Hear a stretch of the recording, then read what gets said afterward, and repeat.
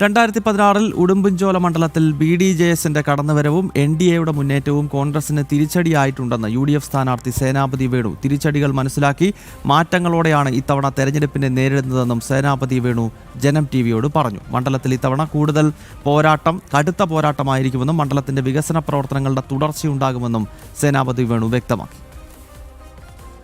പുറത്തോട്ട് നമ്മൾ കേൾക്കുന്ന പോലെയല്ല. യഥാർത്ഥത്തിൽ 2016 BDJSന്റെ വരവ് അത് കോൺഗ്രസിനാണ് ദോഷകരമായിട്ടുള്ളത്. ഇപ്പോൾ പലരും പ്രചരിപ്പിക്കുന്നത് BDJS കഴിഞ്ഞ പ്രാവശ്യം വോട്ട് പിടിച്ചുകൊണ്ടാണ് MM മണിയുടെ ഭൂരിപക്ഷം MM മണി അന്ന് ജയിച്ചത്, അല്ലെങ്കിൽ ഞങ്ങൾക്ക് ജയിക്കാൻ പറ്റാത്തത് എന്നുള്ളതാണ്.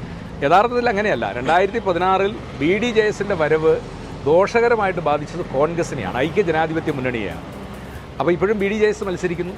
അപ്പോൾ ഇടതുപക്ഷത്തിന് അവരുടെ വോട്ട്, BDJS NDAക്ക് അവരുടെ വോട്ട്, ഞങ്ങൾക്ക് ഞങ്ങളുടേതായ വോട്ടുകൾ. അപ്പോൾ അതുകൊണ്ട് BDJS മത്സരിക്കുന്നു എന്നുള്ളത് ഞങ്ങളെ സംബന്ധിച്ചിടത്തോളം ഒട്ടും ഉത്കണ്ഠപ്പെടുത്തുന്ന ഒരു കാര്യമല്ല.